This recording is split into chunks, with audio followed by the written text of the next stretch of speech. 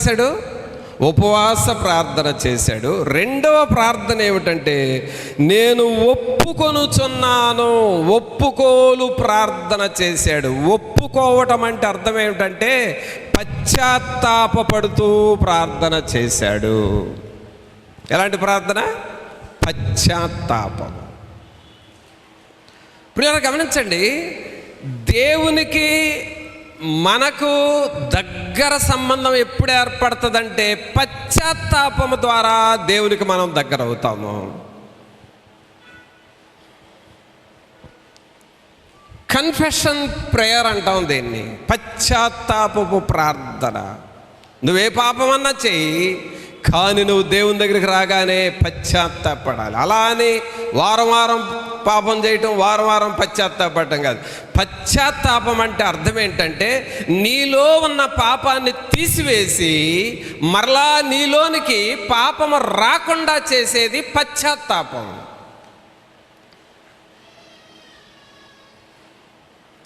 ప్రభునందు పిల్లరా, దేవుని సన్నిధి ఇక్కడ ఉండాలి, దేవుని ఆత్మ నిన్ను తాకాలి. ఇందాక మనం పాడాం, పరిశుద్ధాత్ముడా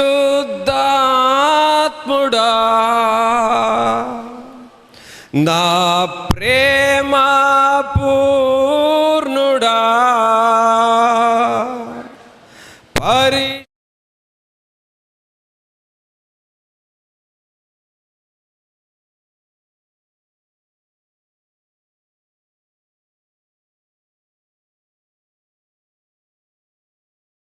పరిశుద్ధాత్ముని, ప్రాణనాథుణ్ణి మనం వేడుకుంటున్నాం, అడుగుతున్నాం. అడుగుతూ ఉన్నప్పుడు నీకు దగ్గరెప్పుడు అవుతాడంటే నువ్వు పశ్చాత్తాపడుతూ ప్రార్థన చేయాలి, ఒప్పుకుంటూ ప్రార్థన చేయాలి. పరిచర్య చేసేవారైనా సరే, దేవుని వాక్యం చెప్పేవారైనా సరే, దేవుని పనులు చేసేవారైనా సరే, నీ హృదయంలో ఏమేమి పాపాలు లోపల పేరుకుపోయి ఉన్నాయో, రహస్యంగా మనుషులకు కనబడకుండా ఏ పాపము చేసి దాస్తున్నావో దాని విషయమై నువ్వు పశ్చాత్తాపడితేనే నీ ఆత్మ వర్ధిల్లుతుంది.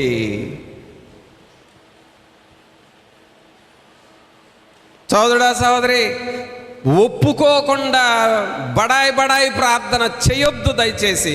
ఆ టైం అంతా వేస్ట్ టైం. అది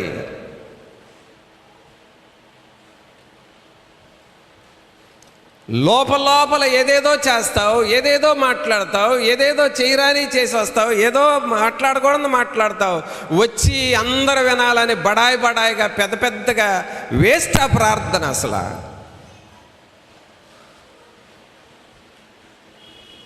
మన ప్రార్థనలో ఒప్పుకోలు కావాలి, మన ప్రార్థనలో పశ్చాత్తాపము కావాలి. నెహెమ్యా ఒప్పుకొనుచూ ప్రార్థన చేశాడు. ఏం ప్రార్థన అండి? ఒప్పుకోలు ప్రార్థన చేశాడు. ఇదేనో నెహెమ్యా యెరూషలేము దేశానికి ఆశీర్వాదకరంగా మారాడు. ఆయన ఎందుకు అలాగ మారాడో, ఆయన చేసిన ప్రార్థనలు, ఎన్ని రకాల ప్రార్థనలు చేశాడో ఇదే గ్రంథంలో మీకు చూపిస్తాను. వీటిని మనం ఫాలో అవుతూ ఉండాలి. వీటిని ప్రార్థన చేసి వీటిని జీవితంలో అన్వయం చేసుకుంటూ ఉంటే ఒక గొప్ప దేవుని శక్తి నీలోనికి విడుదలవుతుంది. నెహెమ్యా ఒప్పుకొనుచు పశ్చాత్తాపపు ప్రార్థన చేశాడు. మొదటి రకం ప్రార్థన ఏంటి? ఉపవాస ప్రార్థన చేశాడు. రెండో రకమైన ప్రార్థన ఏం చేశాడు? ఒప్పుకోలుతో కూడిన ప్రార్థన, పశ్చాత్తాపంతో కూడిన ప్రార్థన చేశాడు. పిల్లరా, దేవుని సన్నిధి మనతో ఉండి మనల్ని బలపరచాలి అనంటే ఇక్కడ చేరిన ప్రతి ఒక్కరూ ఒప్పుకుంటూ ప్రార్థన చేయాలి. చప్పట్లు కొట్టండి ఒకసారి గట్టిగా, అందరూ గట్టిగా చెప్పండి. మీ ప్రక్క వాళ్ళకి సెకండ్ చెప్పండి, ఒప్పుకోలు ప్రార్థన మనం చెయ్యాలి అని చెప్పండి. ఏ ప్రార్థన చేయాలి మనం అందరము? ఒప్పుకోలు ప్రార్థన అనగా మన హృదయములో దేవునికి ఇష్టము లేనివన్నిటినీ, అయ్యా నాలో ఈ పాపం ఉన్నదని దావీదు గారు పశ్చాత్తాపడ్డాడే, అలాగూ పశ్చాత్తాప ప్రార్థన మనం చేస్తే దేవుని శక్తిని మనం చూస్తాం. ఇక మూడవ రకమైన ప్రార్థన నెహెమ్యా ఏం చేశాడో 11వ వచనం చూద్దాం. 11. యెహోవా చెవియొగ్గి నీ దాసుడైన నా మొర్రను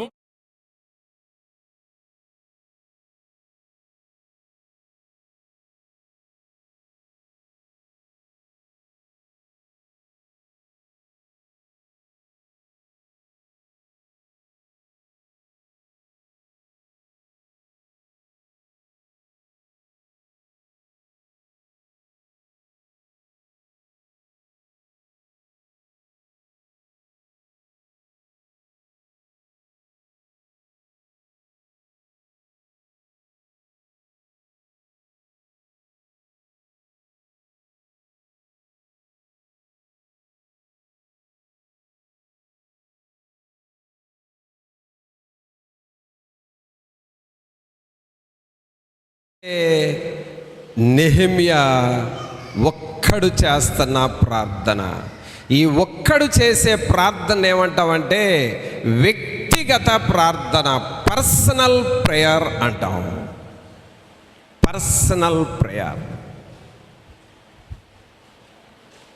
ప్రియులారా, ప్రభువులో నువ్వు ఎదగాలి అనంటే మనం ప్రార్థనలు చేస్తాం. ఇలాగ ఆదివారం వచ్చి అందరితో కలిసి ప్రార్థన చేస్తావు, బుధవారం శనివారం సంఘస్థులతో కలిసి ప్రార్థన చేస్తావు.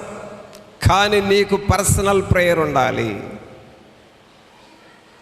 వ్యక్తిగతంగా ప్రార్థన చేయాలి. ఒక్కడవే మోకాళ్ళ మీద ఉండాలి. నువ్వు నీ భార్య పిల్లల సంగతి కూడా తర్వాత, ముందు నీ భర్త పిల్లల సంగతి తర్వాత, ముందు నువ్వు ఒక్కడవే దేవుని సన్నిధిలో మోకాళ్ళ మీద వ్యక్తిగతంగా నువ్వు ప్రార్థన చేయాలి. ఒంటరిగా వ్యక్తిగతంగా ప్రార్థన చేస్తే నీ హృదయము కుమరించబడతా ఉంటుంది. నీ లోపలున్న భారమంతా బయటకు వెళ్ళిపోతూ ఉంటుంది. ప్రభువుతో లీనమైపోతావు, ప్రభు నీతో మాట్లాడతాడు, నువ్వు దేవునితో మాట్లాడతావు, మీరిద్దరూ ఐక్యపరచబడతా ఉంటారు.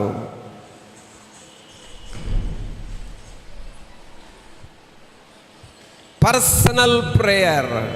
సోదరుడా సహోదరి, వ్యక్తిగత ప్రార్థన నువ్వు చేసుకుంటేనే నీవు వర్ధిల్లుతావు. సంఘము అనగా నీవు దేవునితో వ్యక్తిగతంగా ప్రార్థన చేయటం నేర్చుకోవాలి. ప్రతిరోజు కొంత సమయం పర్సనల్ ప్రేయర్ అనేది ఉండాలి.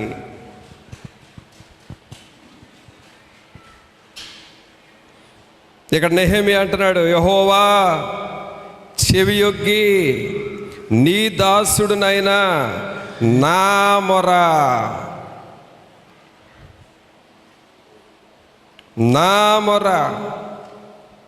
నీ నామమును భయ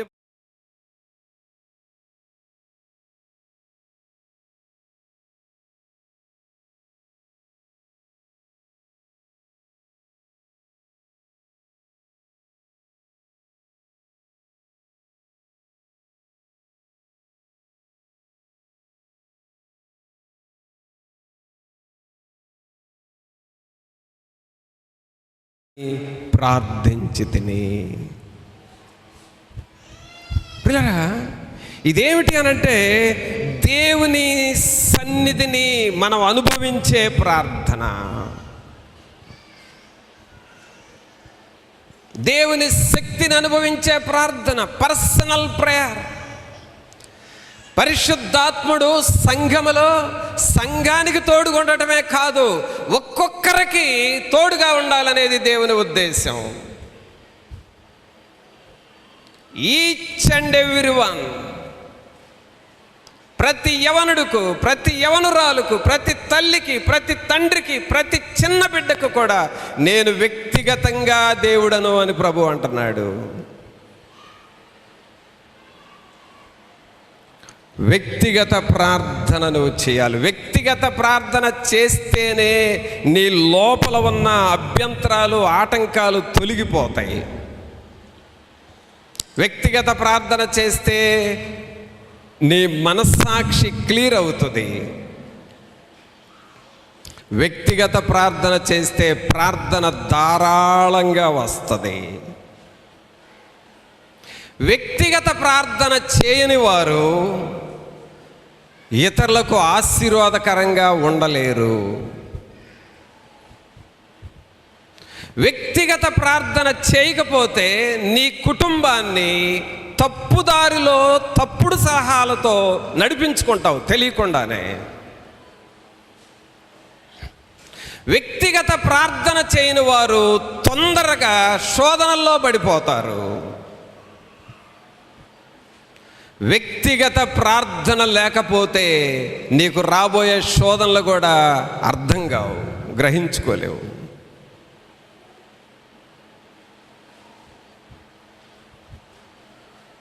అందుకనే నెహెమ్యా ఉపవాస ప్రార్థన చేశాడు. అలాగే ఒప్పుకోలు ప్రార్థన చేస్తున్నాడు. మూడవది ఏ ప్రార్థన చేస్తున్నాడు? వ్యక్తిగత ప్రార్థన, పర్సనల్ ప్రేయర్ చేస్తున్నాడు.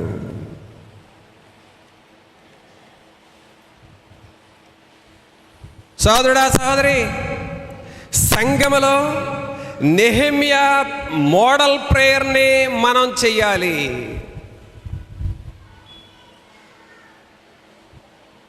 టెన్త్ క్లాస్లో లాస్ట్ ఎగ్జామ్స్, ఫైనల్ ఎగ్జామ్స్ రాయబోయే ముందు కొన్ని మోడల్ పరీక్షలు పెడతారు. అంటే పబ్లిక్ ఎగ్జామ్ లాంటి పరీక్షలు, వాటిని మోడల్ పేపర్స్ అంటాం. ఒక వ్యక్తి ప్రార్థన నేర్చుకొని దేవునిలో బలపడాలంటే మన మోడల్ ప్రేయర్ ఎవరంటే నెహెమ్యా. నెహెమ్యా మాదిరి ప్రార్థన, మోడల్ ప్రార్థన నేను ప్రాక్టీస్ చేయాలి. ఇంకొక ప్రార్థన చేశాడండి నెహెమ్యా. ఏం ప్రార్థన చేశాడో చూద్దామా? 4వ అధ్యాయానికి రండి.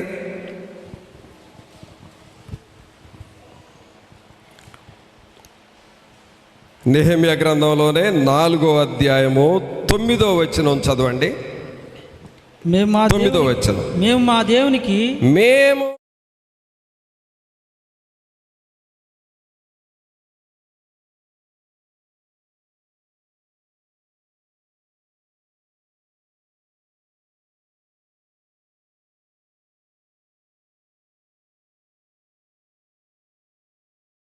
రాత్రింబగళ్ళు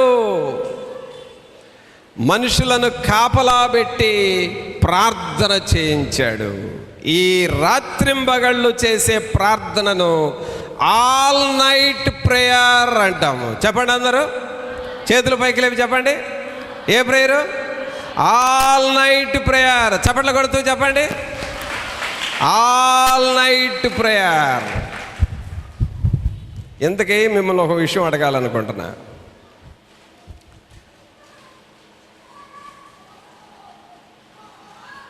ఆల్ నైట్ నిద్రపోవటం మంచిదా? ఆల్ నైట్ ప్రేయర్ చేయటం మంచిదా? అర్థమైందా?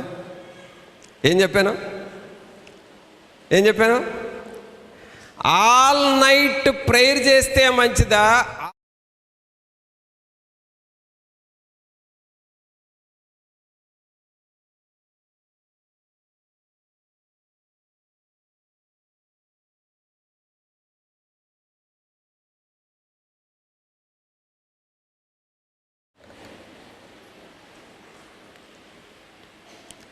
లేదా ఆల్ నైట్ ప్రేయర్ చేస్తే దేవుని శక్తి వస్తుంది అన్న వాళ్ళందరూ హల్లెలూయా అని చెప్పండి. ఆమేన్, ఆమేన్ అనువాడ స్తోత్రం. Alpha omega. చేతులు పైకి లేపి చప్పట్లు కొట్టు. ఆమేన్.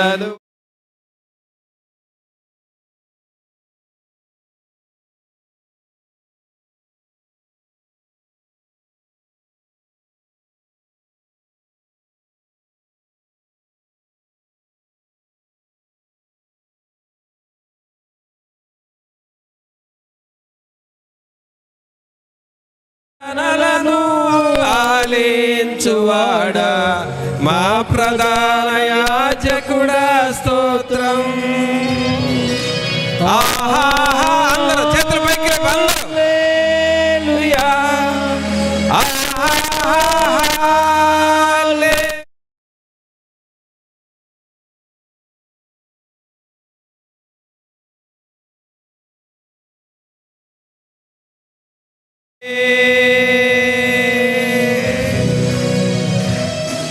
పిల్లరా, నెహెమ్యా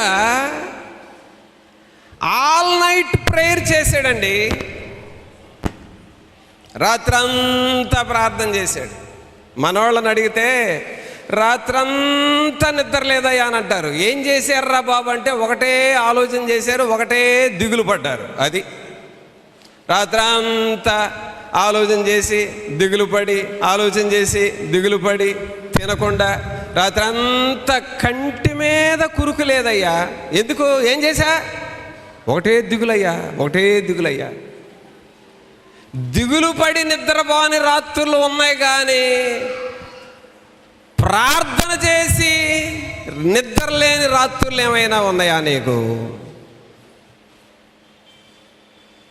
సోదరుడా, నీ కుటుంబము దీవించబడాలి, నీ పిల్లలు భవిష్యత్తు ఆశీర్వాదకరంగా ఉండాలి, మన సేవా సంఘము వర్ధిల్లాలి.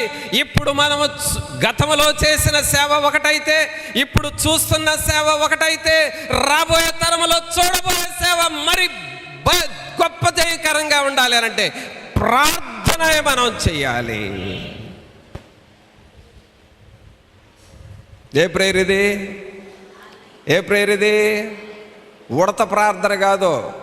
ఏం ప్రార్థన? ఉడత ప్రార్థన. ఉడత ప్రార్థన అంటే ఏందో తెలుసా? దానికి కావలసిన చింతమ చెట్టు ఎక్కిద్ది, దానికి కావలసిన కాయ ఒకటి 2 పప్పులు ఏరుకుంటుంది, మింగేస్తుంది, టక్కన మళ్ళీ పారిపోద్ది. ఉడత ప్రార్థన ఇది.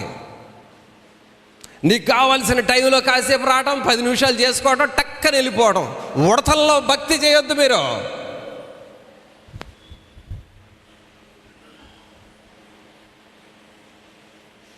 సోదరుడా, సోదరి, దేవుని రాజ్యము కొరకు నేను కంకణం కట్టుకున్నాను. నాతో చెయ్యి కలిపి కంకణం కట్టి ప్రార్థన చెయ్యి.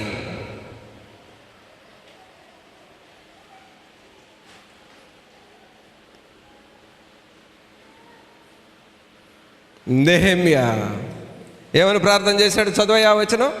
మేము మా దేవునికి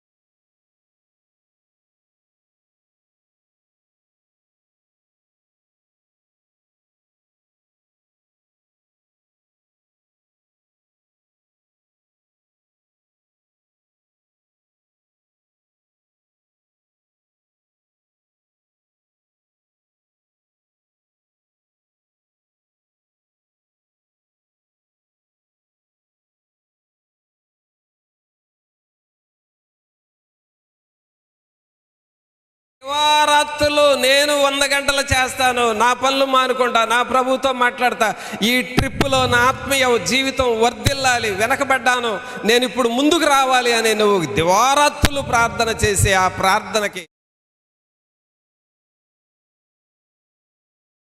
ఇప్పుడు ఎన్ని ప్రార్థనలు చేశాడని చెప్పాను?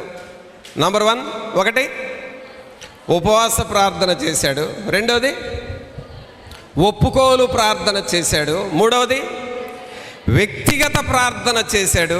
4వది ఆల్ నైట్ ప్రేయర్ చేశాడు. ఎన్ని ప్రార్థనలు చేశాడు ఇప్పుడు నెహెమ్యా?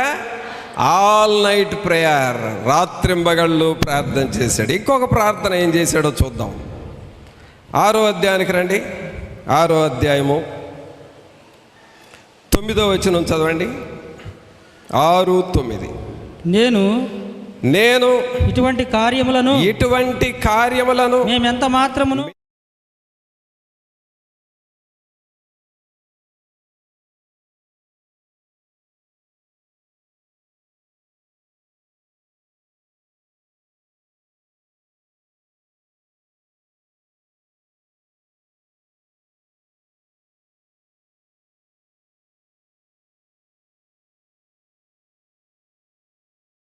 దేనికోసం ప్రార్థన చేస్తున్నాడంటే దేవుని పని చేయటానికి ప్రార్థన చేసుకుంటున్నాడు.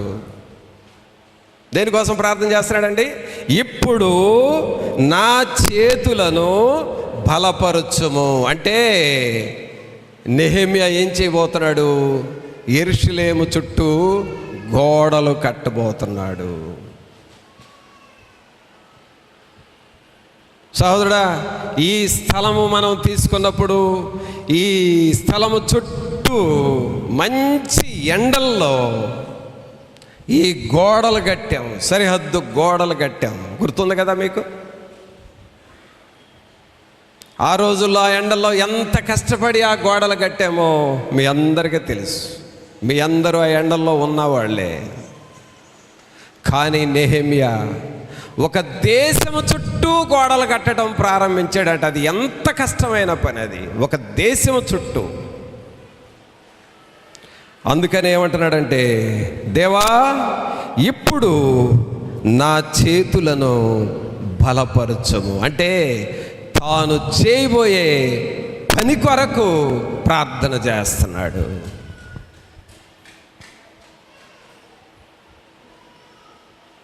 సోదరుడా, సోదరి, దేవుని పనిని చెయ్యాలి. ఈ పని నేను చేస్తాను ప్రభు అని దేవుని పని కొరకు నువ్వు ప్రార్థన చేయాలి.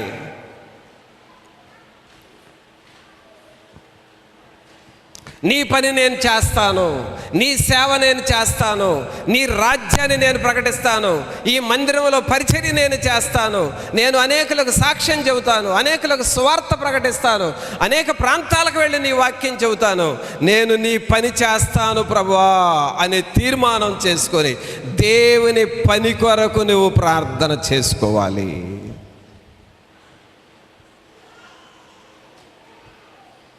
సోదరుడా, సోదరి, నీవు దేవుని పని కొరకు ఎప్పుడైతే సిద్ధపడి ప్రార్థన చేస్తావో అప్పుడు దేవుని సన్నిధి నువ్వు చూస్తావు. దేవుని పని కొరకు, దేవుని పని కూడా చాలా ముఖ్యమండి. ప్రార్థన చేస్తాన నీవు నీ పని నువ్వు చేసుకుంటా ప్రార్థనకు వచ్చిపోతానంటే అది కరెక్ట్ భక్తి కాదు. అసలు అది సరైన భక్తి కానే కాదు. నీ పని నువ్వు చేసుకోవాలి, దేవుని సన్నిధికి రావాలి, దేవుని పనిని చేయటానికి నువ్వు సిద్ధం అవ్వాలి. దేవుని పనులు ఎన్నో ఉంటాయి, ఎప్పుడు ఉంటానే ఉంటాయి. అసలు దేవుని పని ఎప్పుడు తగ్గదు, చేసే కొద్దీ ఇంకా పెరుగుతూనే ఉంటుంది. దేవుని సేవ అంటది.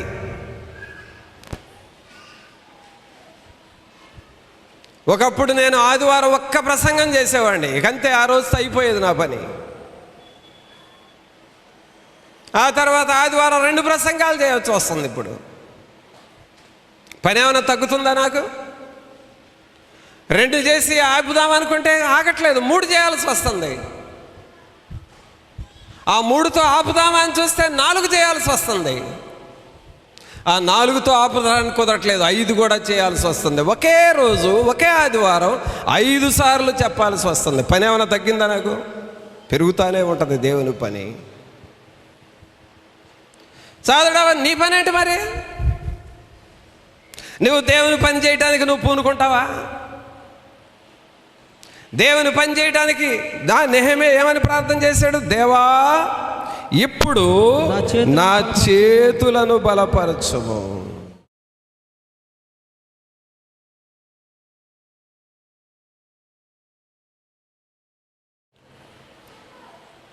నేను దేవుని పని చేస్తాను, దేవుని పరిచర్య చేస్తాను, ఈ యెరూషలేము చుట్టూ గోడలు కడతాను, రాళ్ళు మోస్తాను, సిమెంట్ మోస్తాను, నీళ్లు కలుపుతాను, ఆ కాంక్రీట్ని బొచ్చెల్లో మోస్తాను, దేవుని పని అయిపోయే వరకు చేస్తాను, ఈ పని నేను పూర్తి చెయ్యాలి అని తీర్మానం చేసుకున్నాడు నెహెమ్యా.